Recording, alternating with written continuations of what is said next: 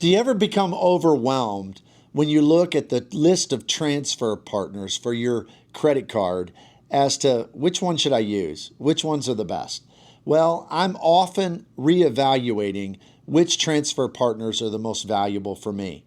And what I'm going to share today is some excerpts from a live I did about a year ago where I went through in 2025 what I thought were the very best transfer partners from all the different banks, the ones that I use the most. And I did a tier list from all the way at the bottom to all the way at the top, the S tier, the ones that I thought were the best and which ones, if I have a choice, I'll pass on. So I'm going to share this with you because later on, in just a few weeks, I'm going to share my 2026 upgraded list of transfer partners as things have changed over the last year, and I'll share that in a live very, very soon. If you would, please hit the like and subscribe button, and let me get right to the video.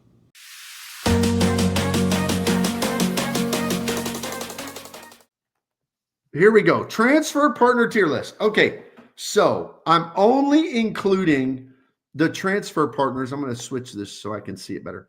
I'm only including transfer partners that I personally have used to make bookings. So you'll notice some major ones aren't on here. Japan Airlines is a big one now. ANA is not on here. There's really quite a few that aren't on here. And not all of them obvious ones are on here, just British Airways, because I haven't used the other ones, but I'm assuming they'd work just like British Airways. So you can kind of make your own assumptions from that. But these are the ones that I personally used. I've used Air France. We've made quite a few bookings with Air France. Of course, I've used American Airlines. Like, I don't know. I've made 16 round trip flights already this year, many of them on American. So I use that one a lot. Aeroplan, I've used some. But I'm moving more into Airplane all the time. I think for Star Alliance, they're probably the best. And then somebody can make an argument for the next one. Avianca Life Miles, I have used them once. And so I do have some experience with that. British Airways, we've used them. Booked some flights on Iberia with British Airways. United, of course, I was a United flyer for years. I've used United Miles so many times, it's just can't even count them. So United, Delta, same thing. Lots and lots of Delta bookings. Emirates, we've got an Emirates flight, the Fifth Freedom route to Milan coming up next year. Looking forward to that. So I use their miles for that. Virgin Atlantic, we've made several bookings with Virgin Atlantic. Turkish Miles and Smiles transferred miles to them when we flew for Turkish a couple years ago. And now Alaska with the Atmos points. So these are the ones that I've used. So this is not like the most comprehensive list you're going to see. But I think if anybody does that, they're going to have to try to rank ones that they have not personally had experience with. And I just thought it would be more pure if I would only rank the ones that I've actually used. Just like in a recent video where I ranked business class, I only ranked the 8 or 9 that we've actually flown on. So that's kind of how I'm wanting to do it. All right, so let's look at the first one. And on all of these, I'd like you to tell me, do you agree or disagree? Did I miss it? Where do you think it should be? So tell me, maybe you have different experiences because some of these I've only used like once or twice. Some I've used a lot. So some of them think I'm going to be very accurate. Some of them, maybe it was a one-off experience. So you can help me with that. The first one is Air France. Now, for Air France, we've probably made 3 or 4 different bookings. Some in business class, some in premium economy, never an economy class booking. The thing about Air France is that they have changed their program. They devalued. It used to be so smoking awesome when you could get 50,000 points Saver Award business class flights. And especially back when you could get Delta One flights for pretty cheap. The Delta One thing's kind of gone away. I mean, you might find a unicorn deal with that. But now it's up to about 60,000 points. And they were acting like when they raised the price, they would have a lot more availability. Frankly, if they did have a lot more availability, but a higher price, I'd be good with that. I mean, I would pay an extra 10,000 to have a more guaranteed way to book something, but I'm not sure that's panning out. And then the other thing is it seems to me like they're raising taxes and fees many times. I mean, you're going to be at upward of $200 on most decent flight awards with Air France, and it can go up higher than that. It can be up in the $400 range for some of them as well. So keeping all that in mind, I put Air France in the A tier.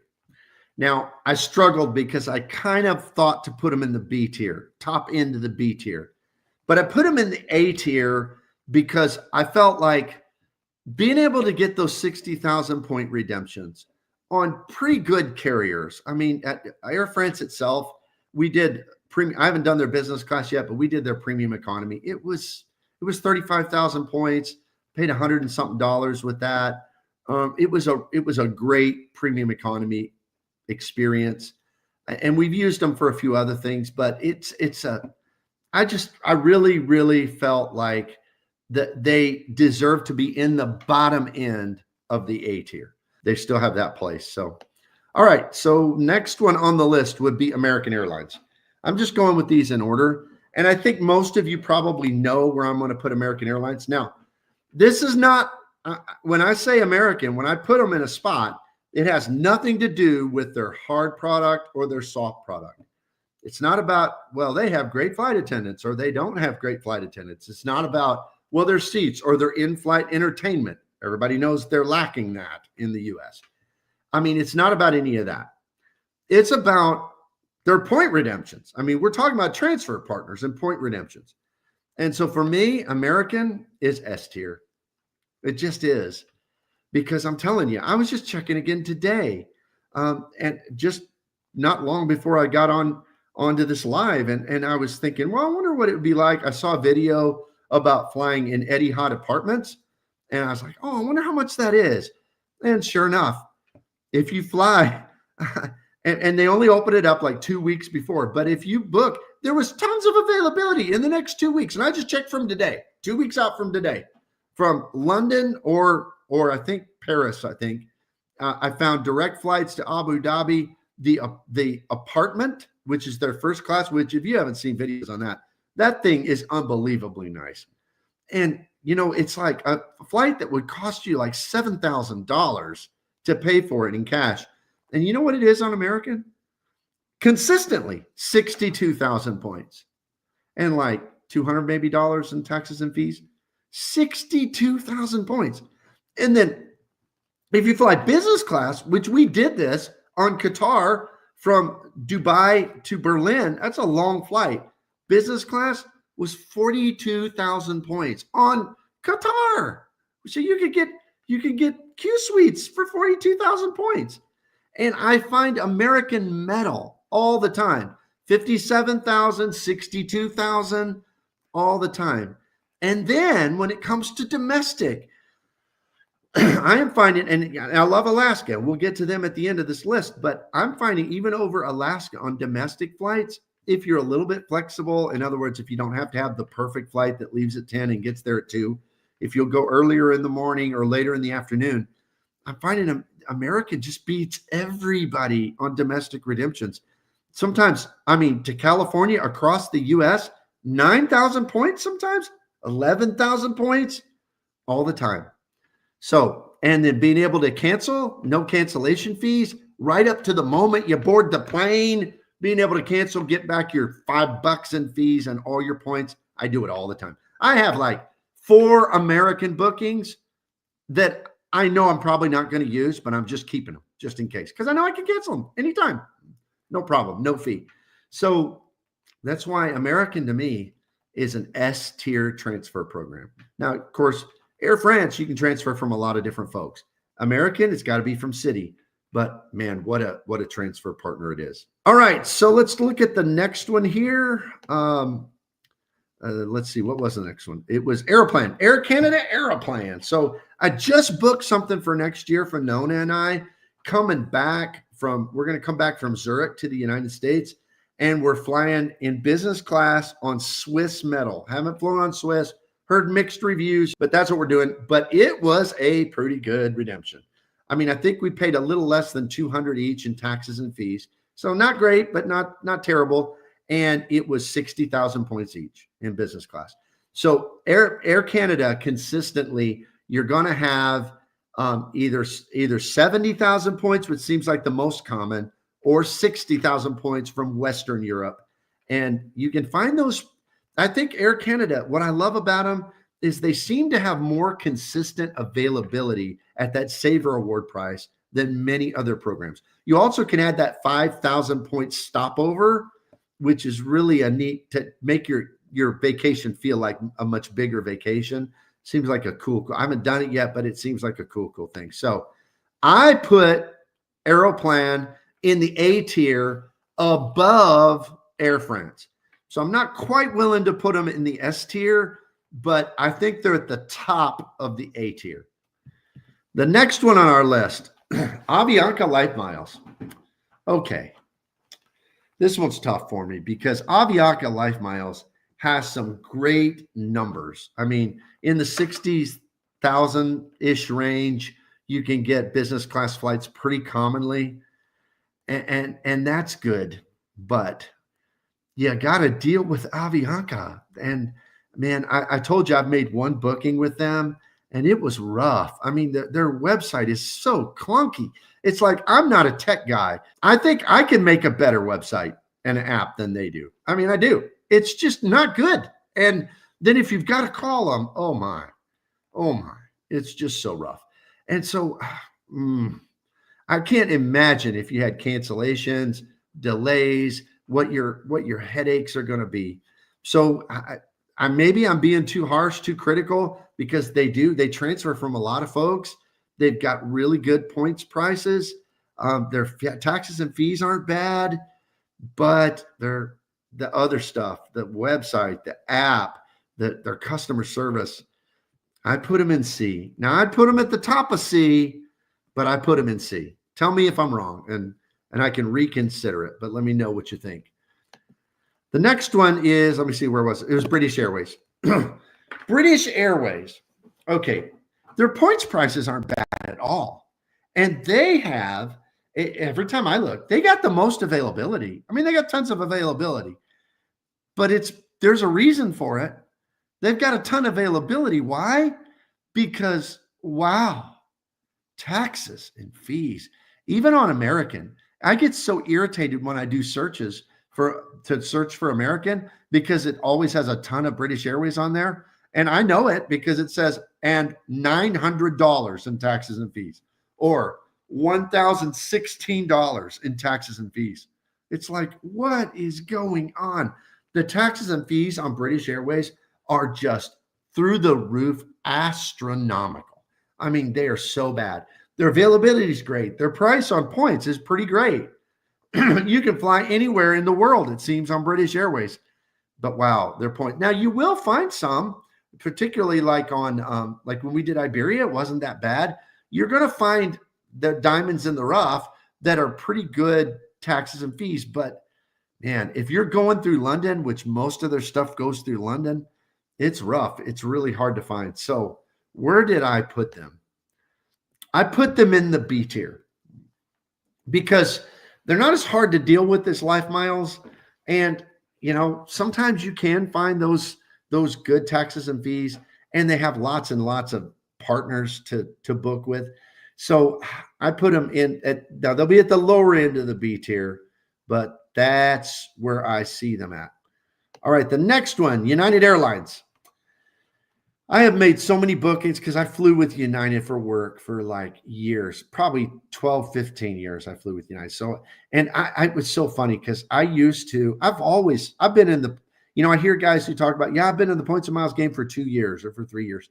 Well, I've been doing points and miles for like 15 or 20 years because I flew United. So I would get United miles and I had their credit cards. And I remember always trying to find ways to earn more miles with those credit cards. Like when I was years ago, when I was still working on my doctorate at school, they didn't charge to take a credit card for tuition.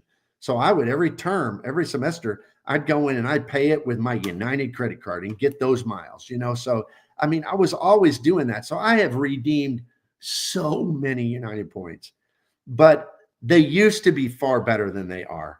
Before the devaluation, we flew United Polaris overseas, and it was to Rome from New York, maybe from Washington. It was from Washington to Rome, and it was 65,000 points, and that's pretty good. Now that same flight is 88,000 points, which is not as good. So what do we think? Well, the nice thing about United is they don't, they don't have high taxes and fees. Just like American and Delta, you can cancel them anytime you want, right up to the time you're supposed to fly, and you're going to get all your points back. So it's great for like buying tickets and all of that. So, speculatively, and then being able to cancel them if you find something better. So they have some good things, but the price is not that great. I put them at the upper end of the C tier. That's where I put them. I'm just not finding that I'm wanting to transfer. Now I have a lot of United points because I use Mileage Plus X a lot, but I just don't feel like I ever want to transfer to them because I never find the best deal. And if I do find a flight with them, I'm probably finding that same flight with Aeroplan for cheaper. And that's just true because they're both Star Alliance. All right, so the next one on the list, Delta. Now, anybody who watches my content knows that I love Delta Airlines. I love their crews. I love their service. I love their planes. I love that they're on time more than any other U.S. carrier. I like Delta. And I think they have the most smoking awesome good credit cards for an airline. They are great, but I do not love their miles. Their program, goodness gracious, it's hard to get outsized value. But having said that, I am flying back from Korea on Delta because it was the best thing I found. I found with the discount for having one of their cards, 85,000 points in premium economy, which that ain't great. I'll cancel it because that's the great thing about Delta too. Just like American and United, you can cancel anytime, get all your points back. I'll cancel it if I find something better. But as of now, that's the best deal I've been able to find. So where do I put them? Well, I also put them in C tier, and I put them slightly behind United because if I need domestic, I've got American, I've got Alaska. Really, with most programs, I'm looking for international business. And boy, Delta, international business is hard to find good deals. It's really hard. I mean, there are 348,000 points and stuff like that. So pretty rough. All right, Emirates. So we have a flight on Emirates. Like I said, we're going to be flying their fifth Freedom to Milan next year. Excited about that. I think we paid 87,000, somewhere in that ballpark, 89,000 maybe. Transferred them over from American Express.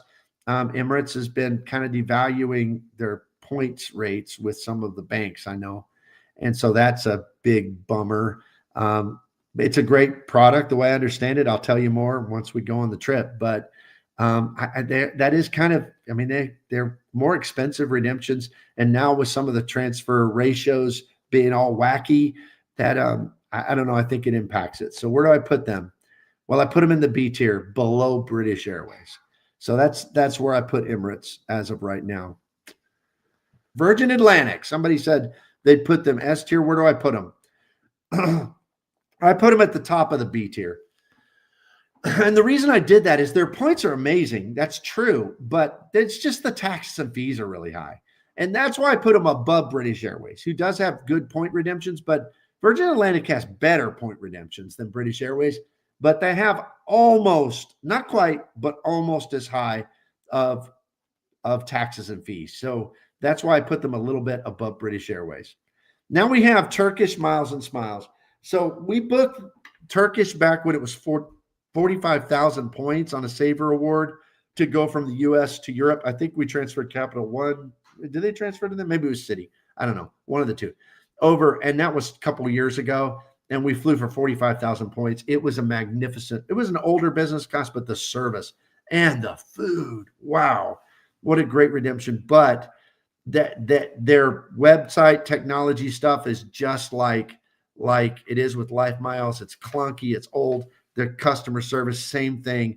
And even the app and stuff, we had trouble. It was scary. Like I didn't put the middle initial on Nona, and it was like giving me trouble, and I was worried we were going to miss the flight. It was just a mess. So honestly, now that they've raised their redemption price, devalued, now I think it's 65,000 just to Istanbul. And then you've got to tack on more if you go past Istanbul. Not as good a deal. I put them in the D tier. I wouldn't have. I mean, a couple of years ago, I would have put them probably in the low B tier, but today I have to put them in the D tier, which leads us to the last one on the list, which is Alaska. Alaska has quickly become my favorite program. And I love American. It's hard to say. The problem with Alaska is I have a lot of points with them, but I don't have a way to earn a lot of points. But wow, they are consistently some of the best business class redemptions. They have 45, 55, and 65,000 point redemptions, and all of them are a good deal. They have over the pond to, that's to Europe. But if you're going to go even to Asia, I mean, they have just some of the best redemption values. It's just fantastic. Again, you can cancel. You'd have to pay that $12.50 fee, but big deal. And when it comes to domestic travel, they have an award chart. I mean, on American, you're paying 4,500 points or 7,500 points or 12,500 points. And even though American will come in lower than that sometimes, that's consistently what they are. And Alaska, I've transferred to them. I've used them several times, and I think they're the top of the S tier for me. Well, I hope this list of transfer partners and my view as to which ones are most valuable is helpful to you. If you would please hit the like and subscribe button, consider my channel memberships, and I will see you here in the next one.